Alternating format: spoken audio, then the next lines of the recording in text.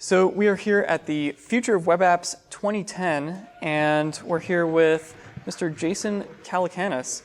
How you doing today? Fantastic. How are you? Fantastic. I'm doing well. So you got your start at the Silicon Alley Reporter. Sure. My first magazine. Yeah. What was that like?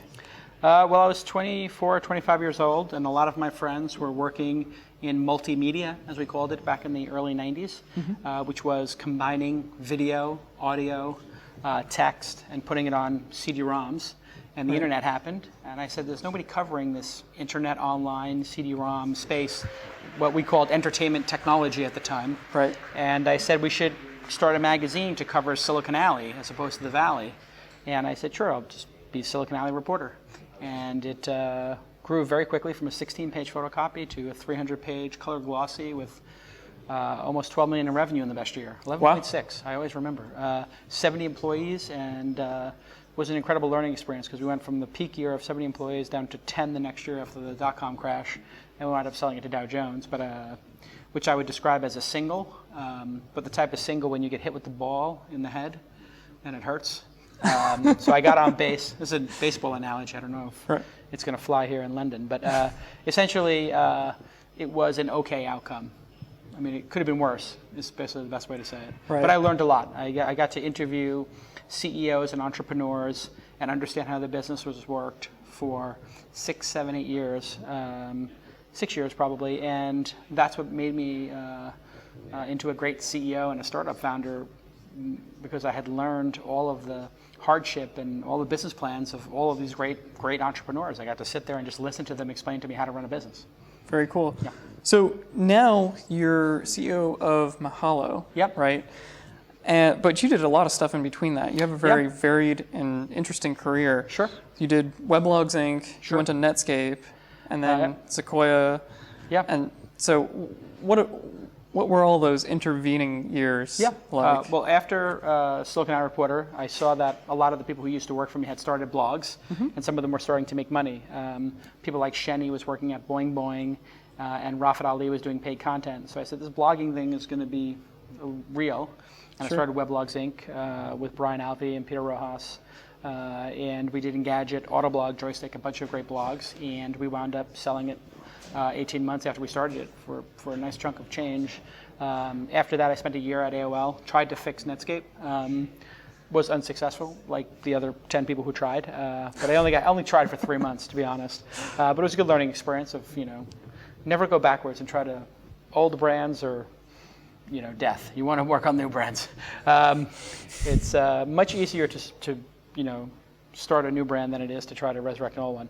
Anyway, be that as it may, after a year at AOL, I decided to start another company, went to Sequoia Capital as an entrepreneur in action, like an entrepreneur in residence, basically, and came up with the idea for Mahalo and launched it. It's now the 170th largest site in the United States, 17 million unique visitors between our YouTube videos and our website. And Mahalo is essentially a place where you can learn anything. And if you type how to play guitar or how to play guitar chords into Google, you'll see we're ranked number 1 or 2 or 3, depending on the country you're in. And that page has a lot of good content on how to play every guitar chord and videos. And video is becoming very, very powerful on the internet. And you can ask a question. So it's combining the best of YouTube with the best of Yahoo Answers with the best of Wikipedia or About.com, a knowledge engine. So you must have had lots of ideas when you started Mahalo for other things that you could do. Why did you go with that idea versus I had 2 competing ideas? One was to start the video version of Weblogs Inc. And one was to do a human-powered search engine, which basically meant you could search for something and get questions and answers, how-to articles, search results. And I didn't actually anticipate video being part of that, but video has just become undeniably powerful on the internet. And so I knew that would be a billion-dollar business if we could build it correctly, and I think we're on our road to that. If we get into the top 50 sites, and we're pretty close, it probably becomes a billion-dollar business.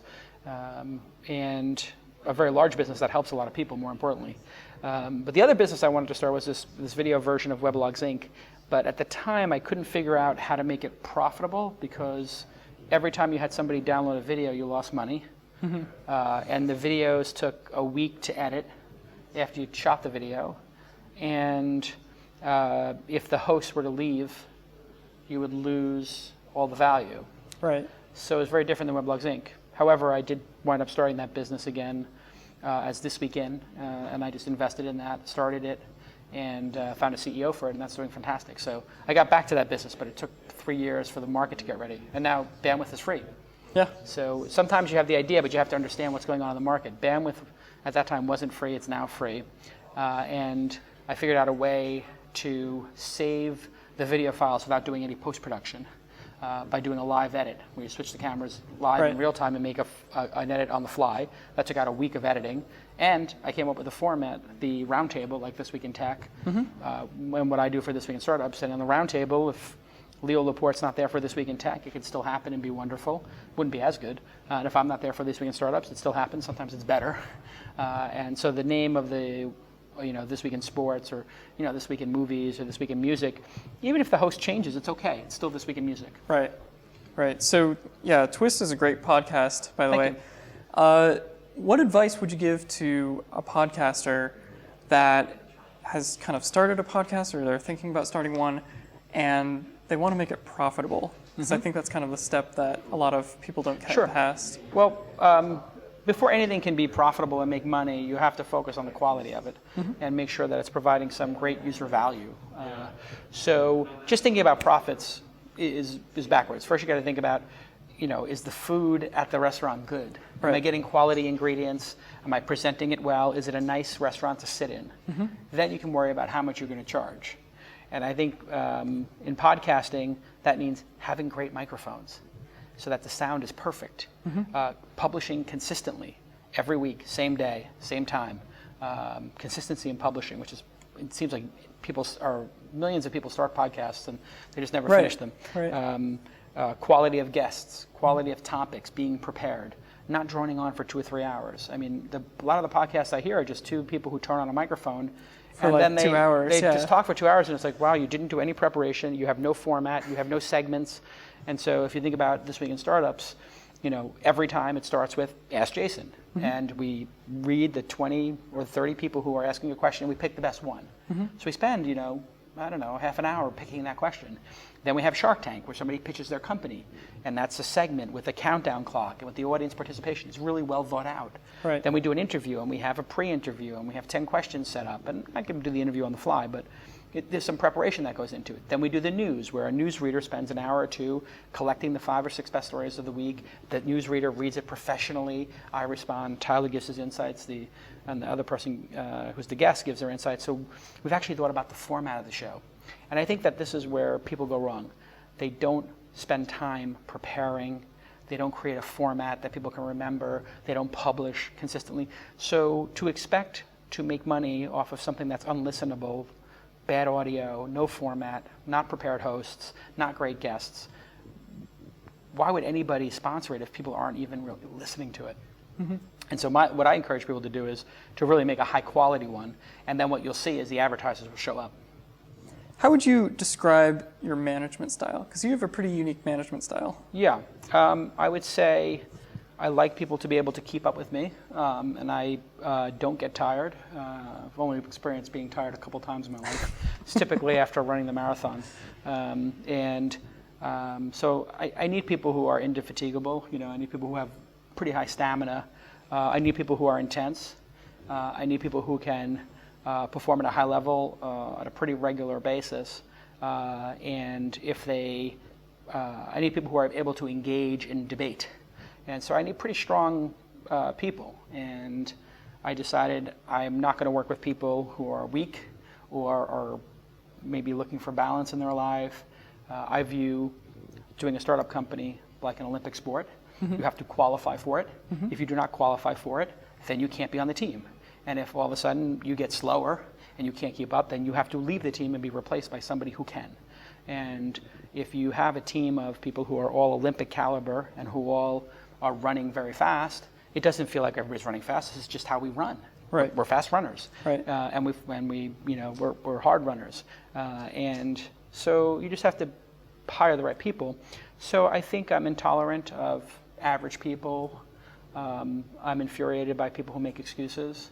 And so depending on who comes to work for me, and if you interviewed 100 people who have worked for me, if the person was ambitious and hardworking, they will tell you it's the best experience of their life, and that they learned more working for me and got more opportunity and tripled their salary. I mean, I've had literally people come in and work for me at $30,000 or $40,000 a year out of school, and then 2 or 3 years later be making $100,000. That's my value proposition. If you come work for me, you're going to work very hard, not harder than I do, maybe equal, but no harder than I expect that myself. But you will learn everything, and I will teach you everything I know.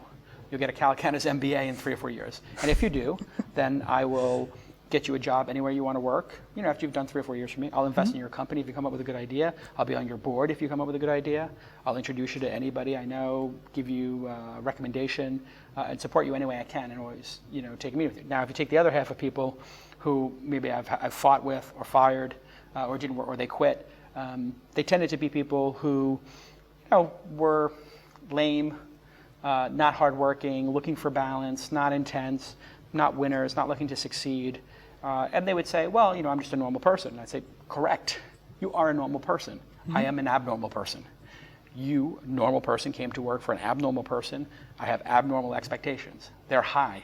Your normal expectations are here. There's nothing wrong with that, but that person should have gone to work at the post office, or Starbucks, or, you know, IBM, or whatever place where average people can exist without having some insane maniac like me say, well, why didn't you figure this out? Or why didn't you work harder? Or why did you make all these mistakes? You know, and at a big company, nobody would ever confront them. They would just hide under their desk, and maybe 9 months later, somebody would say, what do you do here? Oh, cool. And for those people who want to just disappear and duck down, there's plenty of jobs out there for them. I don't want those. I want samurai. I want people who are going to come in and fight and cut arms off and just, you know, just crash through stuff. And if there's a barrier and a problem, I want them to just hack their way through it and not stop until they're either dead or they've killed whatever's in front of them. Sure. And that's a different philosophy than maybe most people have about business.